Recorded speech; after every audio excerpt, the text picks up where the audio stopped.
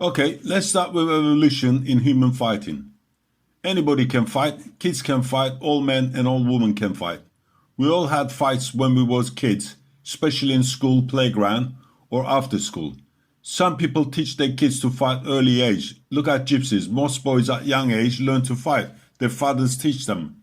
I'm talking about one-on-one and not gang fighting or fighting in war or any other category of fighting. Because I'm going to break down whether Bruce Lee was just ordinary fighter like Joe Bloggs or he was actually a great fighter as some people claim. And if the people who claim they could beat him in real fight have a point. Or was he or he is the greatest martial arts fighter ever or just an actor?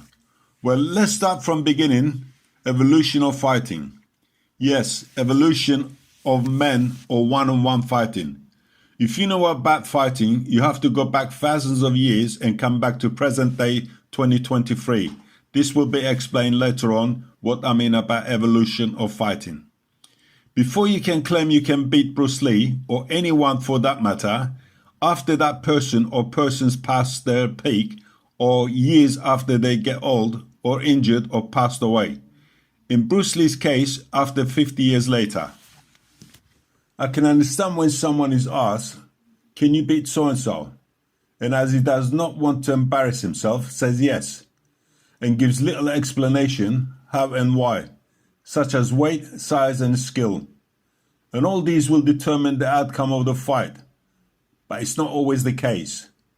Yes, size and weight matters, but not in some situations. Again, this will be explained later. Like I'm saying, you have to think of evolution in fighting. Most will not agree, but you can't get away from truth and real facts.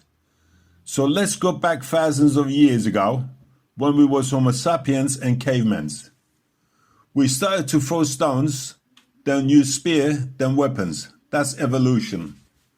Okay, let's jump to 776 BC in Greece, where Olympia or Olympics was first begun, when the Greeks worshipped their god Zeus. In order to please Zeus, they invented Olympia, where the sports was born. And even in those games, there was mixed martial arts, likes of wrestling, and most importantly, pancration, where it was similar to MMA. You had wrestling, kicking, almost anything went. But even then, they had some rules. So go and read the history and it's all in there. So Bruce Lee did not invent full contact or MMA. In fact, Muay Thai fighting was going on years before Bruce was born. Now let's cut it short and go to 1743, where bare knuckle fighting was going on or taking part without any rules. Those days, fighting used to last from 2 rounds to 60 plus rounds, sometimes all day. When Jack Broughton became champion, he saw that some fighters was getting killed and seriously hurt. So he introduced some rules to safeguard the fighters. Then prize ring rules was introduced.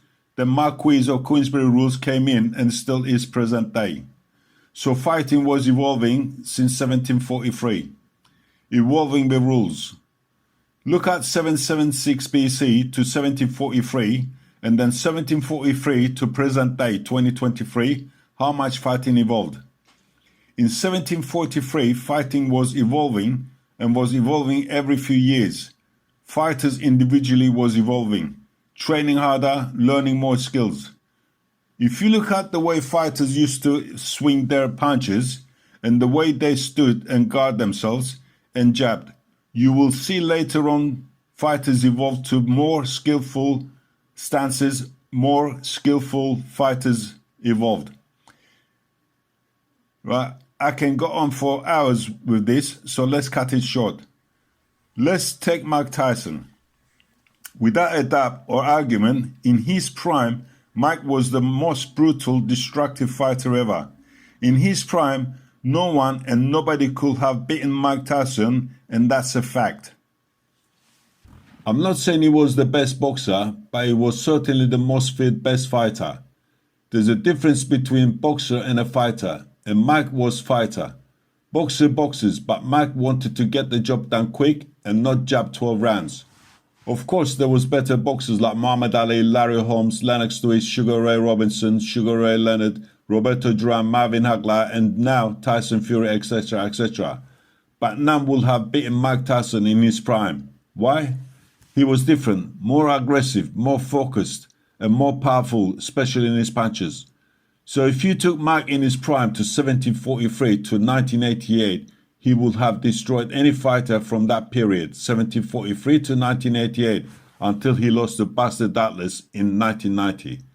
But I don't think he trained for that fight. That's why he lost. That's my theory.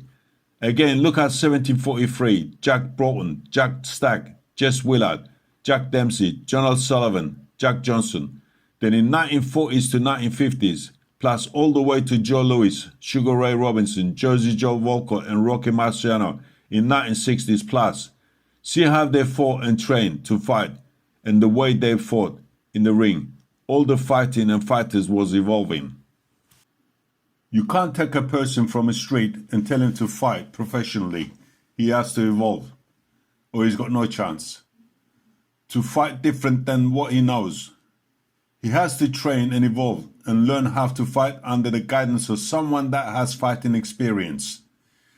Mike Tyson or any professional fighter will not be where they are if the fighting knowledge was not passed on to them. Every fighter fights with different style, but Mike had different style. Like predators hunting, to kill to survive. They pass that killer instinct to their offspring, otherwise they won't survive. Same as Mike Tyson. If it wasn't for Castro Matau and Teddy Atlas, Mike will not have become Mike Tyson. He was taught, and from street fighter, he became what he was. He evolved. Okay, let's get back to main subject. Can Bruce Lee fight? Can Bruce fight in MMA, UFC, Bellator, Pride, K1, etc., etc.? And can any ordinary professional fighter beat Bruce? Or a good professional fighter? Or even ordinary fighter, even good street fighter? And let's lift the bar up and say, can Bruce Lee beat a heavier person or even much heavier? Okay, let's quickly analyze Bruce, otherwise this could go on forever. As a kid, he was getting into fights, and his father took him to learn Kung Fu, Wing Chun under Ip Man.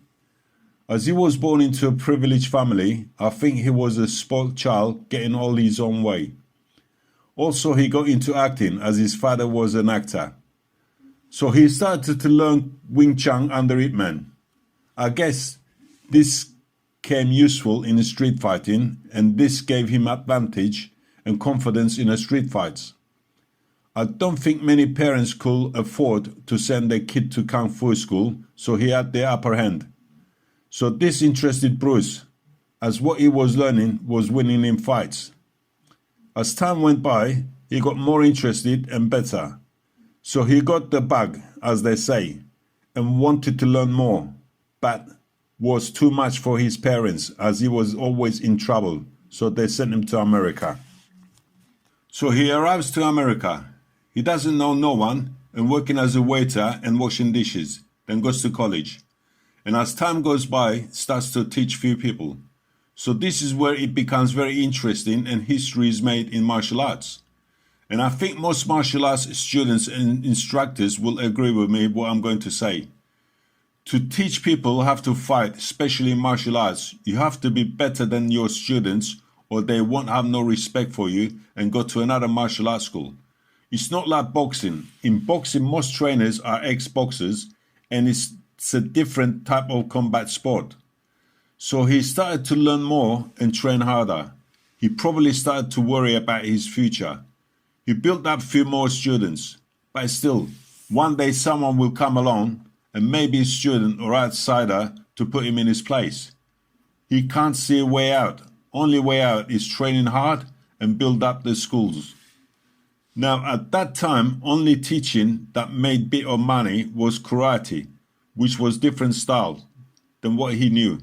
And almost most of them had well-known instructors, likes of Ed Parker, Chuck Norris, Mark Stone, Joe Louis, etc. and all of them was most certainly Americans.